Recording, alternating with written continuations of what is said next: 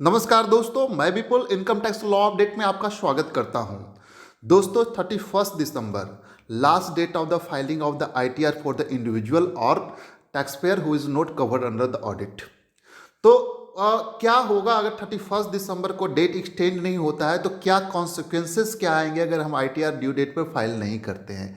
आइए देखते हैं कुछ कॉन्सिक्वेंसेस जो इनकम टैक्स लॉ के अंदर हमारे ऊपर आ सकती है।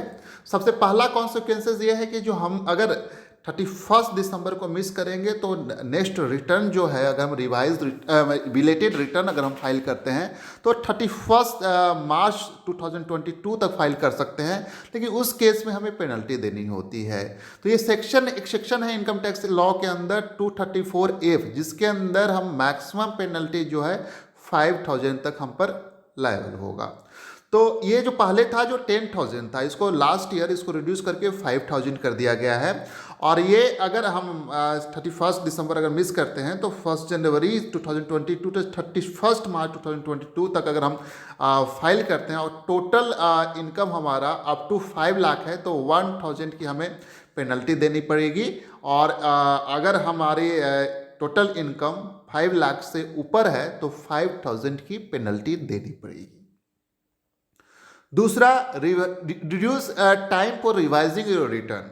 अगर हमारे रिटर्न में सपोज कुछ एरर हो गए हैं या कुछ गलतियां हो गई तो त्रुटियां हो गई है, तो उस केस में हम अपने रिटर्न को रिवाइज कर सकते हैं। लेकिन पहले था कि ये 2 साल तक आपको मिल जाते थे फाइनेंशियल ईयर एंडिंग से, लेकिन अब है कि इसको आप असेसमेंट ईयर जो एंड होता है वहीं तक आप इसको रिवाइज कर सकते हैं।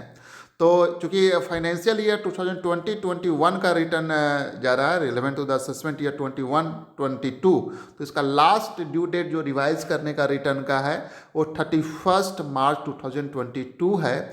तो आपको यहाँ पर टाइम बहुत कम मिलेगा रिवाइज करने का। Next, payment of the interest under section 234A।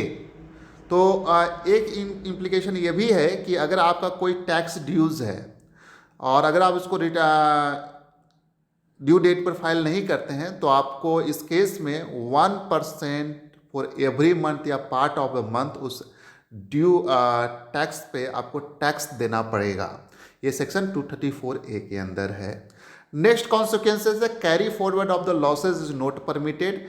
अगर आप रिटर्न ड्यू डेट पे फाइल नहीं करते हैं तो बहुत से लॉसेज हैं, कैपिटल गेन या बिजनेस के लॉसेज, उसको आप कैरी फॉरवर्ड नहीं कर सकते। हाउस प्रॉपर्टी के लॉसेस कैरी फॉरवर्ड कर सकते हैं इवन आप रिलेटेड रिटर्न फाइल करते हैं। तो यहाँ पर आप इंश्योर हो कि अगर आपके कैरी फॉरवर्ड लॉसेज हैं तो उसको ड्यू डेट पे आप उसको फाइल कर दें।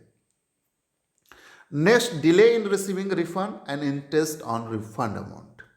दोस्तों जैसे ही आप रिटर्न अगर आप ड्यू डेट के बाद फाइल करेंगे तो आपका रिफंड प्रोसेसिंग भी लेट होगा।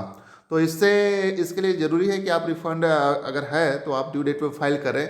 और दूसरी एक है कि रिफ़ंड अमाउंट पर आपको गवर्नमेंट इंटरेस्ट भी देती है, तो उस समय का आप इंटरेस्ट लूज कर सकते हैं। देख रहे होंगे इंटरेस्ट रेट बैंक का काफ़ी कम है, तो गवर्नमेंट है जो 6% के रेट से आपको इंटरेस्ट देती है तो पर एनम।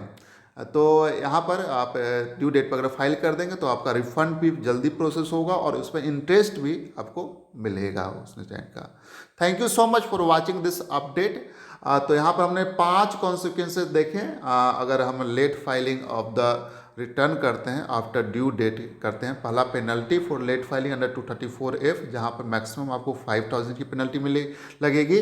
उसके बाद रिवाइज रिटर्न करने का आपका टाइम पीरियड रिड्यूस मिलेगा, हो जाएगा, बहुत कम टाइम मिलेंगे। 234A के अंदर जो टैक्स है उस पर 1% फॉर एवरी मंथ और पार्ट ऑफ द मंथ को आपका इंटरेस्ट देना होगा।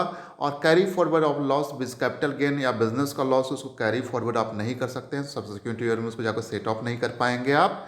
और रिफंड प्रोसेस में मिलने में आपको देर होगी और उस पर इंटरेस्ट को आपको नुकसान होगा।